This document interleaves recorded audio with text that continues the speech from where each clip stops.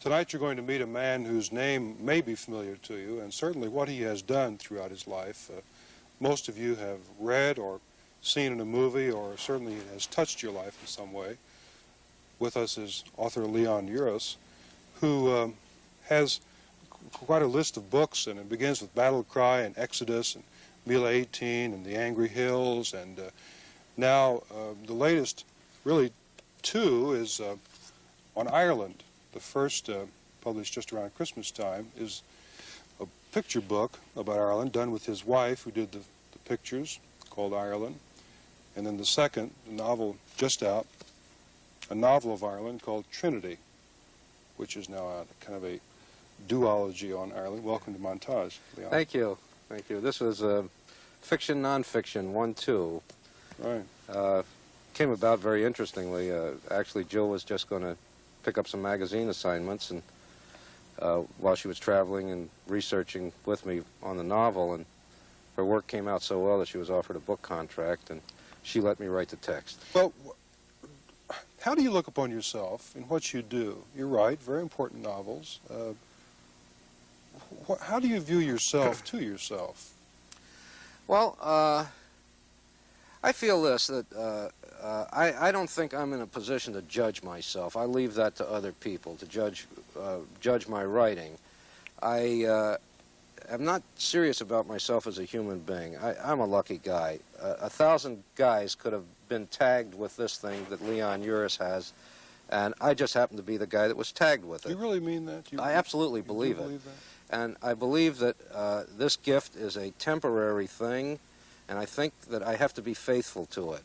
And by being faithful to it is working my tail off in going to the places I believe that I should go, writing about the things that I believe I should write. My wife is very serious about it, too. We feel as long as we play ball with the talent that we have been loaned in this world, then we are filling our purpose. But when we get fat, when we get lazy, and when we get a little bit degenerate, I think it's going to all go away from us.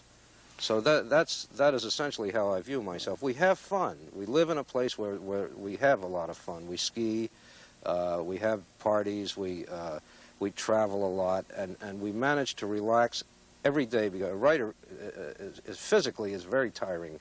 Right. And I ski a part of a day, I write a part of a day, and I have a good life. But I always, I'm faithful to my work. Does it bother you that you're kind of known for Exodus probably more than any book, and being a Jewish author, which that kind of gave you a tag? I'm very proud of being a Jewish author. I don't think it is a correct tag, because 5 out of my 8 books have not been on Jewish themes.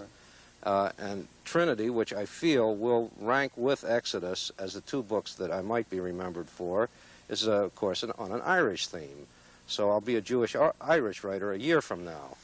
Leon, let me ask you, why are we still going through so many literature experiences, movie experiences about Nazi Germany? Continually, movies are coming out again and again. It's been 25 years. Well, will we never stop analyzing it? No, my God, this is an advanced Western culture. This didn't come out, this didn't erupt out of a jungle. This was the culture that gave us Freud and Schiller and Goethe and Beethoven. This was a great, great society, and important people in the world who went totally insane. And what it did was destroy every moral value we had built up to the year 1930. From man's beginning, was totally obliterated by a society gone insane, which forces us to keep asking ourselves that question: can we do this? Are we capable? Yeah. The minute we stop exploring Nazi Germany and say, well, it's over, let's forget it, then we may head for another cycle where we can see another society go that berserk. Have we ever come up with an answer of why it happened? Well, there are a definitive answer. No, there is no definitive answer. There's a vast library on this thing. I mean, the millions and millions of pages. I was involved in one trial, which QB7 came out of. I had a segment of this, sitting face to face with a normal human being who performed sexual experiments in order to work his passage through Auschwitz. I mean, it becomes mind-boggling of what a... See, the question of the Nazi society, the question for all human beings is, what would I do?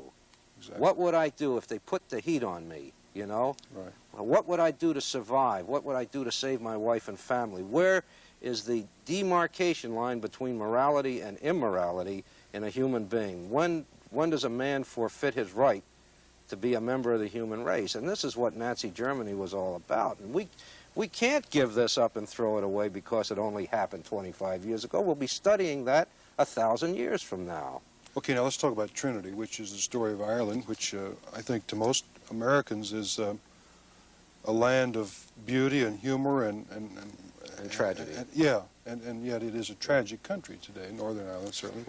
What did you discover and what have you told us in Trinity? Well, I start out with a phrase that there is no, and it's a Eugene O'Neill quote, there is no present or future in Ireland, only the past happening over and over again. And I selected an era from the famine, potato famine of the mid-1800s through the rising of 1916 as a slice of Irish history, which is one thing of this continuing circle. And if you read that, I think it would help you understand what is happening in Derry and Belfast today and in the Republic of Ireland. One reviewer said that you will never pick up a newspaper again and read news of Northern Ireland, and again without understanding it better by reading this book, which is of course a great compliment to the work. Indeed.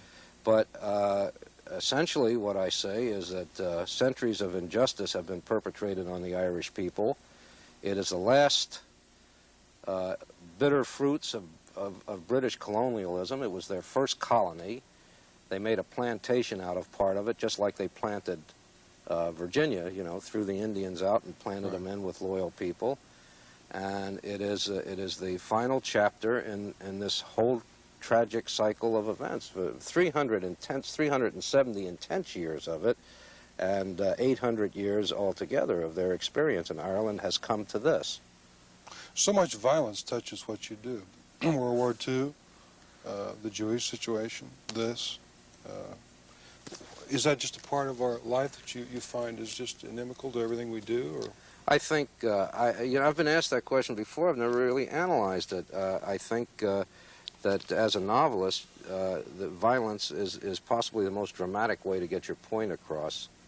I'm going to have to look into myself and find an answer to that question. Well, now that is a shallow answer. That I'm sure you're a deeper man that you don't just write violent books to sell. No, I don't mean it that way. That sounds like a TV. No, I don't mean it that way. I'm not writing violence, but it seems that human emotions come to their classical impacts under a violent situation. I'm going to have to look into myself and find out why I write violently, because I personally am not a violent person. Yeah. I can't, if I hit my dog, I'm sick about it all day.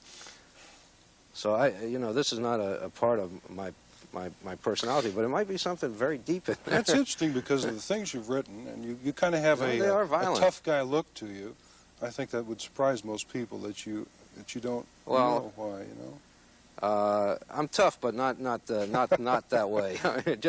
In negotiations with publishers, my toughness becomes a little more apparent. Well, Leon Uris, let me thank you on behalf of millions of people who have read your great works through the years and have benefited and grown from them, and the people who have seen the movies who maybe didn't see what you intended but still gained something of thought and perception from them, and we hope you continue for many more years. Thank you. Thank you for being with us. We'll be right back.